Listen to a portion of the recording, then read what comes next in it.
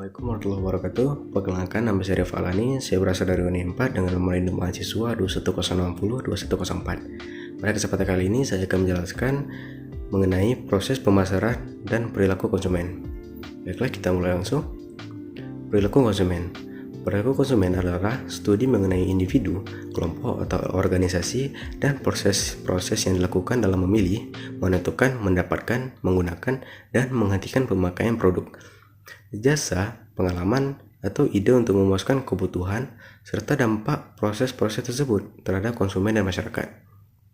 Alasan mempelajari perilaku konsumen membantu para manajer dalam pengambilan keputusan, memberikan pengetahuan kepada para peneliti pemasaran dengan dasar pengetahuan analisis konsumen, membantu legislator dan regulator dalam menciptakan hukum dan peraturan yang berkaitan dengan pembelian dan penjualan barang dan jasa. Aplikasi dari perilaku konsumen. Pertama, dalam marketing strategi. Marketing strategi merupakan variabel di mana pemasar mengendalikan usahanya dalam memberitahu dan mempengaruhi konsumen. Variabelnya adalah: pertama adalah produk, kedua adalah price, ketiga adalah promotion, dan keempat distribusi yang mendorong konsumen dalam proses pengambilan keputusan. Pemasar harus mengumpulkan informasi dari konsumen untuk evaluasi kesempatan utama pemasaran dalam pengembangan pemasaran. Yang kedua adalah regulator policy. Pengetahuan mengenai perilaku konsumen dapat juga membantu pengembangan kebijakan publik yang menyangkut masalah perilaku konsumen adalah pengembangan hukum dan peraturan yang mempengaruhi konsumen di dunia bisnis. Pada bagian legislatif, pembuatan peraturan dan pengadilan dan peranan pengadilan biasanya berhubungan dengan masalah-masalah konsumen. Sebagai contoh, larangan merokok dan minuman beralkohol bagi mereka yang berusia di bawah 18 tahun. Yang ketiga adalah social marketing. Social marketing merupakan aplikasi strategi dan taktik pemasaran untuk mendorong perilaku yang berdampak positif bagi individu yang menjadi sasaran dan bagi masyarakat secara keseluruhan. Contohnya, larangan merokok, menggunakan sabuk keselamatan selama mengendari kendaraan, melakukan donor darah, dan sebagainya. Keempat, ada informed individuals. Informed individuals bagi konsumen, alasan utamanya mempelajari perilaku konsumen terkait dengan perannya yang signifikan dalam kehidupan sehari-hari yang berhubungan dengan berbagai keputusan pembelian dan konsumsi. Mempelajari perilaku konsumen memungkinkan seseorang untuk memiliki pemahaman tentang dirinya sebagai konsumen, sehingga melakukan pemahaman tersebut mereka bisa menjadi konsumen yang rasional, memiliki perilaku pembelian dan bertanggung jawab, memahami etika bisnis, dan menjadi lebih bijaksana dalam menyikapi berbagai trik pemasaran. Setelah itu masuk ke materi strategi pemasaran dan perilaku konsumen. Menurut Peter dan Olson tahun 1999, strategi pemasaran dirancang untuk meningkatkan peluang di mana konsumen akan memiliki anggapan dan peranan positif terhadap produk, jasa, dan merek tertentu. Konsumen akan mencoba produk, jasa, atau merek tersebut dan kemudian membelinya berulang-ulang. Untuk pengembangan strategi pemasaran yang kompetitif, pemasar perlu mengetahui konsumen mana yang perlu membeli produknya, faktor apa yang kira-kira menyebabkan mereka menyukai produk tersebut, kriteria apa yang dipakai dalam memutuskan untuk membeli produk, bagaimana mereka memperoleh informasi tentang produk dan lain sebagainya. Ini hal yang sangat penting dalam pemasaran agar para konsumen dapat memilih dan menyukai produk kita dan membelinya berulang-ulang. Baiklah, ini ada tabelnya strategi pemasaran dan perilaku konsumen. Step 1, market analysis, atau biasa kita sebut dengan analisis pasar. Oke, langkah awal dari strategi ini adalah analisis pasar, yaitu penilaian kekuatan eksternal perusahaan dan konsumen yang menciptakan ancaman serta peluang. Analisisnya meliputi kemampuan organisasi, kekuatan dan kekuatan kelemahan pesaing, ketahanan ekonomi dan teknologi, konsumen potensial, dan yang sudah ada. Ya, itulah komponen analisis pasar. Komponen pertama adalah the consumer. Consumer adalah konsumen. Pemenuhan kebutuhan konsumen merupakan hal yang sangat kompleks. Namun hal ini dapat dilakukan dengan melakukan riset pemasaran. Yang kedua adalah the company. Sebuah perusahaan harus bisa sepenuhnya memahami kemampuannya untuk memberi kebutuhan konsumen. Hal ini juga dapat dilakukan dengan mengevaluasi seluruh aspek yang dimiliki oleh perusahaan tersebut, dengan seperti kondisi keuangan, keterampilan, keahlian manajerial, kemampuan produksi, kecanggihan teknologi, kemampuan pemasaran, dan sebagainya. Yang ketiga ada competitors. Setiap perusahaan harus memperhitungkan dengan cermat keunggulan-keunggulan serta kekurangan-kekurangan dibandingkan dengan pesaing-pesaingnya, karena sangat penting untuk melihat pesaing kita apa kelebihan mereka dan apa kekurangannya. Jika kita mengetahui kekurangannya, kita dapat masuk ke situ dan menjadi lebih terang daripada mereka. Yang keempat ada the condition, keadaan ekonomi, lingkungan fisik, peraturan pemerintah, dan pengembangan teknologi mempengaruhi kebutuhan konsumen dan harapannya terhadap kemampuan perusahaan dan pesaing.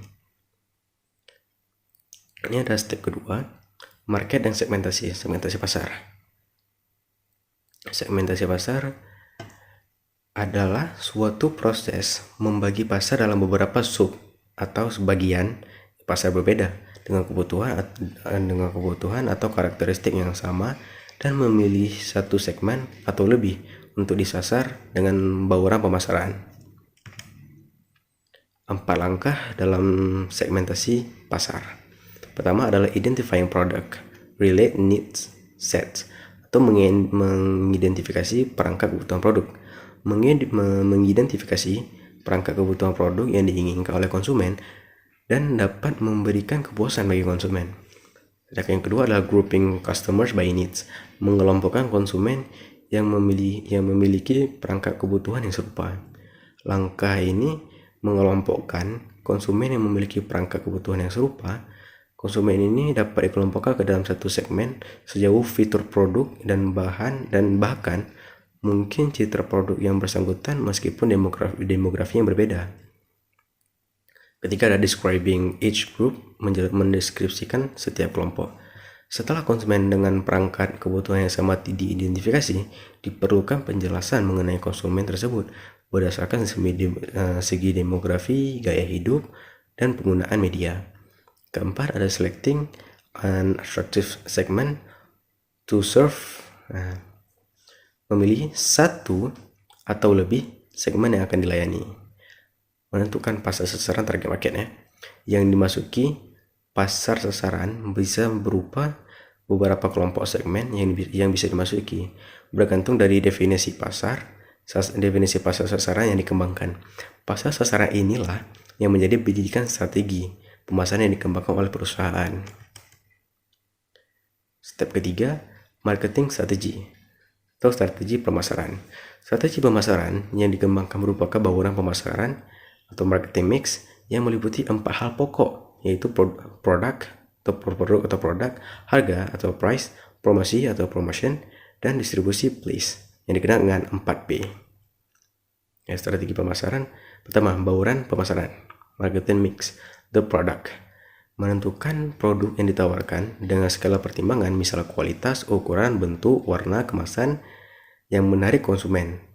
Nah, yang kedua ada communication, termasuk dalam bauran promosi yang akan ditempuh untuk mengomunikasikan produk kepada konsumen, misalnya iklan, sales force, public relation, packaging, dan sebagainya yang dapat menggambarkan produk tersebut.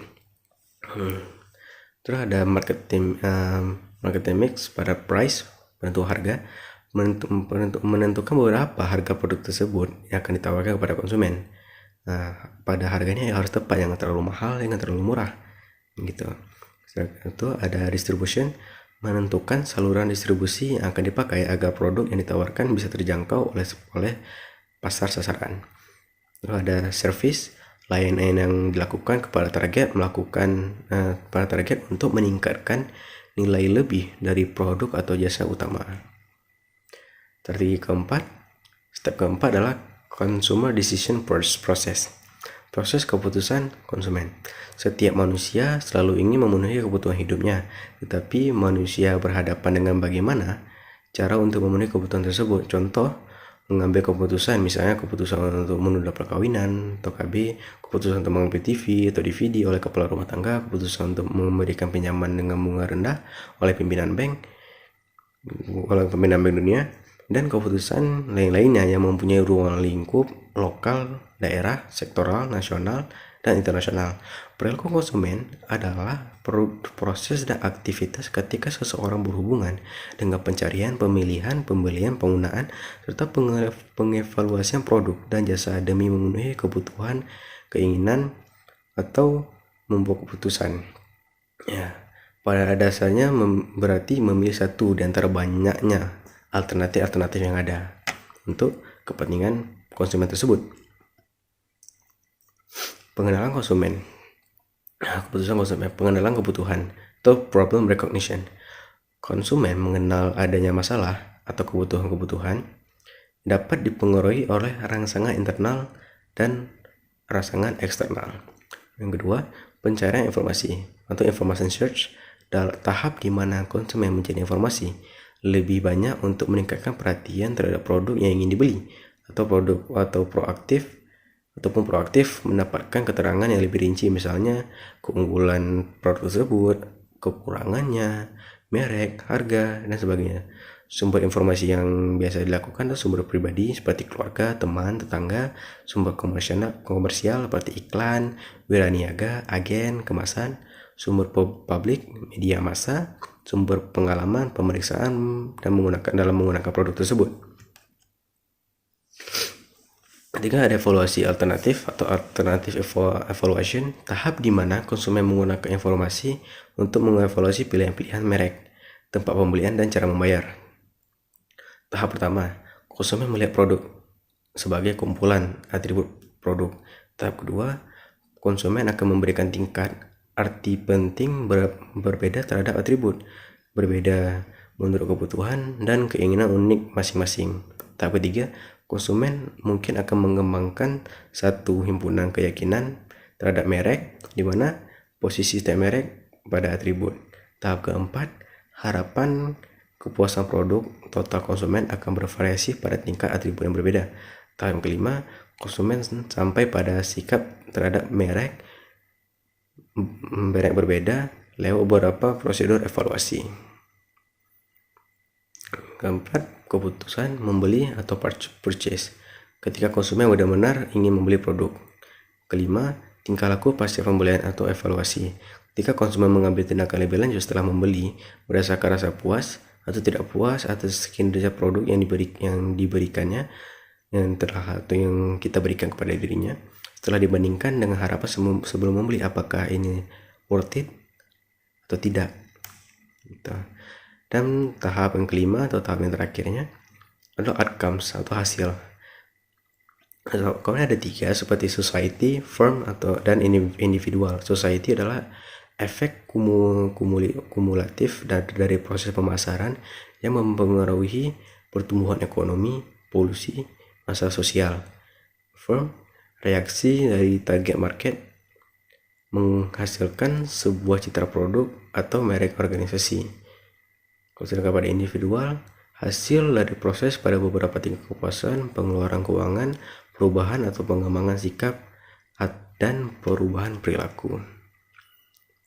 Kita akan membahas hasil yang outcomes-nya.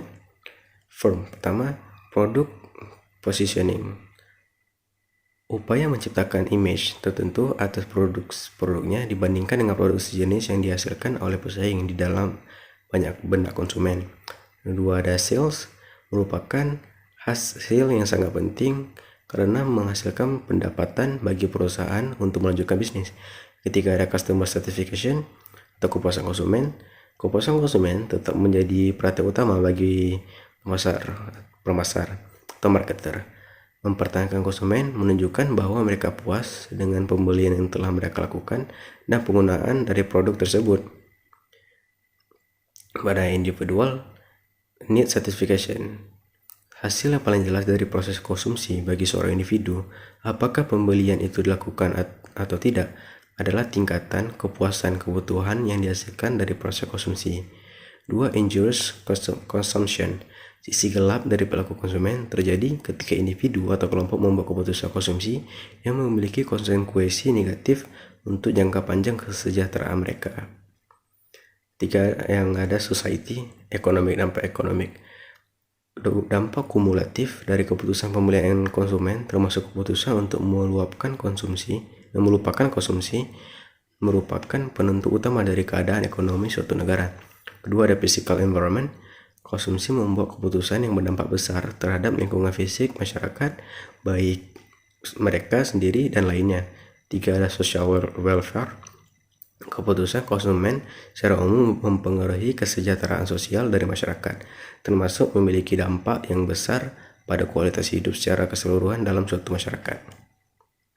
Sekian presentasi yang dapat saya sampaikan. Assalamualaikum warahmatullahi wabarakatuh.